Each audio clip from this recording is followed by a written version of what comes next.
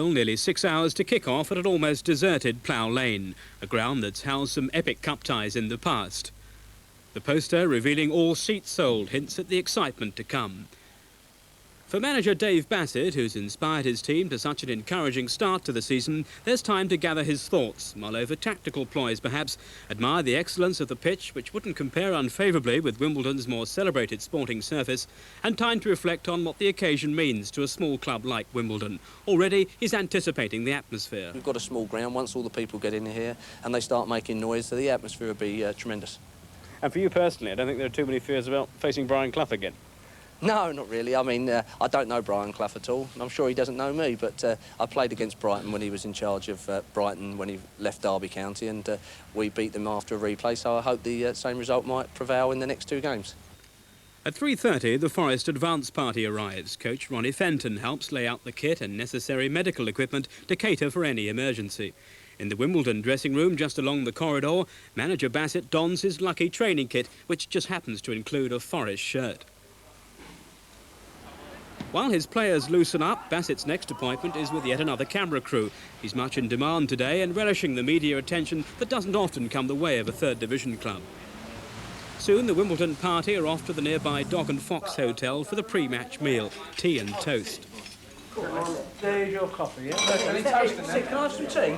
Bassett undecided about his choice of drink, but club captain Gary Peters has no doubts about the team's approach to the evening's cup tie. Get an early goal. Get an early goal at our place. And it's going to give them problems. They've got to chase us then. But we'll keep going at them even if we score one. We're not going to defend against them because you'll be on the loser if you start defending against first division teams. Wally, how much of a threat has Alan Cork been so far this season? What sort of a threat can he be to Forest? I would say virtually none to most teams. Just hoping he can keep that up tonight. But on a serious note, he's been in great form so far. Oh, really? Tell about the penalty. What's the feeling about the Forest side? You've been to see them. How serious a threat are they going to be? Well, they're only out there with us against them, and so we're not worried about them. They're probably not worried about us. Any last message for Brian Clough?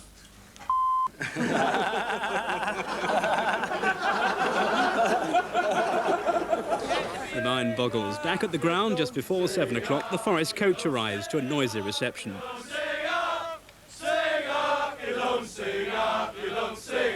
Brian Clough, of course, is the centre of attention, striding off in purposeful mood.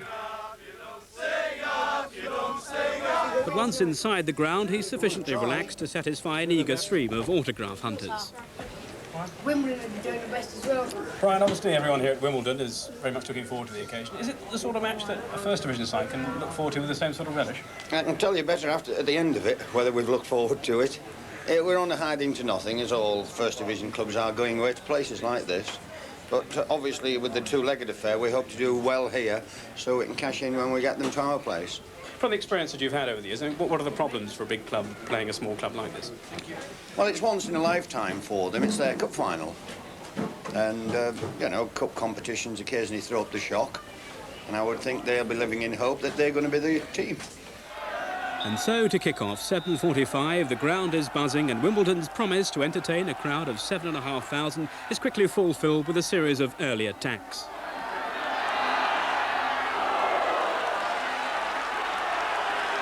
Hans van Breukelen, Forest Dutch international goalkeeper, is clearly in for a busy night. The national sports writers are out in force and they're to have plenty to write about, as Wimbledon's first chance of the night falls to Wally Downs, who then shoots into the side netting. Unselfish work from Alan Cork. Their leading scorer sets up an even clearer opening for Glyn Hodges. Then, after 28 minutes, at last the breakthrough. Steve Galliers starts the move in midfield, combines sweetly with Stuart Evans, and then finishes in style despite Hodges' attempt to clear off the line. No more than Wimbledon deserve for their incessant pressure. It's Galliers' drive and determination in midfield that provides the backbone to Wimbledon's performance. But there's plenty of skill too. Skill typified by a neat shot here from the lively Evans. So only 1-0 at half-time, and Wimbledon supporter Cardew Robinson can't believe how easy it's been. The second half offers a similar story of Wimbledon dominance. Alan Cork's shot here striking the bar. Then from Down's cross, it's Cork who chests the ball down into the path of Steve Ketteridge.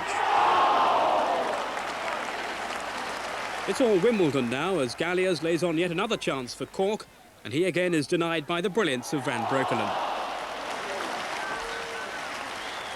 I wonder what Cloughie makes of it all down on the bench. With just 2 minutes to go, Forest are still hanging on and perhaps content at being only a goal down. But then Wimbledon's luck changes. Winger Glyn Hodges spots an opportunity to cross the ball and Van Breukelen is beaten again at last. Call it a chip, says Hodges later. The crowd celebrate 2-0, the final whistle blows, Brian Clough is off down the tunnel, the Wimbledon players are engulfed, and the captain's verdict? I don't think they underestimate us because, you know, they can see that we're doing fairly well in the third division. We're all professionals, and on the day there's 11 of us, 11 of them. And anything can happen, you know. Was there any stage when you felt perhaps they were getting back in the match? When I had their attack, I had an attack after about 50 minutes, didn't I? And we were quite worried then for about 30 seconds or so. I was highly delighted with them. You know, they did tremendous, and I thought they got what they deserved tonight. And I don't feel any way feel that we were lucky at all. I thought a little bit more luck, we might have won by an extra couple. But there we are. I'm highly delighted to have won 2-0 tonight, and there's going to be some game at Nottingham in a few weeks' time. Sing up, sing up, sing up,